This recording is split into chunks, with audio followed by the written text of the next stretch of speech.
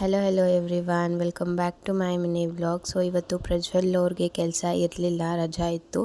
ಹಾಗಾಗಿ ನಾನು ಕೂಡ ಬೆಳಿಗ್ಗೆನೇ ಎದ್ದು ಅವರು ಟೀ ಮಾಡಿಕೊಡು ಅಂತ ಹೇಳಿದರು. ಹಾಗಾಗಿ ಅವರಿಗೆ ಟೀ ಮಾಡಿಕೊಟ್ಟು ನನಗೆ ಕಾಫಿ ಮಾಡಿಕೊಂಡು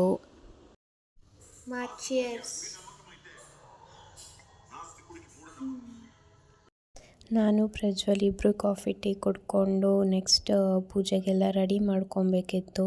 ಹಾಗಾಗಿ ಪ್ರಜ್ವಲ್ ದೇವ್ರ ಪಾತ್ರೆ ಎಲ್ಲ ತೊಳ್ಕೊಟ್ರು. ನಾನು ದೇವ್ರ ಮನೆಯೆಲ್ಲ ನೀಟಾಗಿ ಕ್ಲೀನ್ ಮಾಡಿ ಹಾಗೆ ಹೂವು ಎಲ್ಲ ಇಟ್ಟು ದೇವರಿಗೆ ಪೂಜೆ ಮಾಡಿದೆ. ಹಾಗೆ ಪೂಜೆ ಎಲ್ಲ ಮುಗಿಸ್ಕೊಂಡು ಆಚೆಗಡೆ ಸ್ವಲ್ಪ ಕೆಲಸ ಇತ್ತು, ಅದನ್ನೆಲ್ಲ ಮುಗಿಸ್ಕೊಂಡು ಮನೆಗೆ ಬಂದ್ವಿ.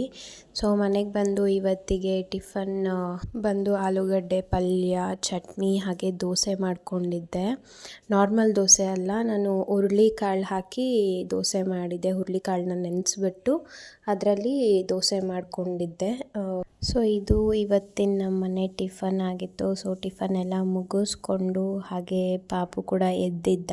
ಹಾಗಾಗಿ ಪ್ರಜ್ವಲ್ ಅವರು ಪಾಪು ಜೊತೆ ಸ್ವಲ್ಪ ಹೊತ್ತು ಆಟ ಆಡ್ಕೊಂಡಿದ್ರು. ನಾನು ಟಿಫನ್ ಮಾಡ್ಕೊಂಡು ಬಿಡಲಿ ಅಂತ. ನಾನು ಟಿಫನ್ ಮಾಡ್ಕೊಂಡಿದ್ದಾದಮೇಲೆ ಪಾಪುನ ಎತ್ಕೊತೀನಿ, ಇಲ್ಲಾಂದರೆ ನನ್ನ ಟಿಫನ್ ಮಾಡೋಕ್ಕೆ ಬಿಡಲ್ಲ. ಹಾಗಾಗಿ ಪ್ರಜ್ವಲ್ ಅವರು ಸ್ವಲ್ಪ ಹೊತ್ತು ಆಟ ಆಡಿಸ್ಕೊಂಡಿದ್ರು.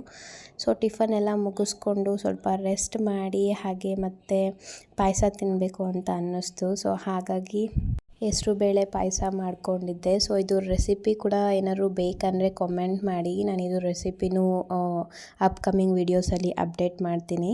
ಪಾಯಸ ತಿಂದ್ಕೊಂಡು ನನ್ನ ತಮ್ಮ ಕಾಲ್ ಮಾಡಿದ್ದ, ಅವನ ಜೊತೆ ಹರಟೆ ಹೊಡ್ಕೊಂಡು ಟೈಮ್ ಪಾಸ್ ಮಾಡಿಕೊಂಡು ಇದ್ದೆ. ಸೊ ಇವತ್ತಿನ ವ್ಲಾಗ್ ಇಷ್ಟು. ಸಿಗ್ತೀನಿ ಮುಂದಿನ ವೀಡಿಯೋದಲ್ಲಿ. Until then bye, stay tune and please subscribe to my channel. If you are seeing in Instagram, please follow me. Bye.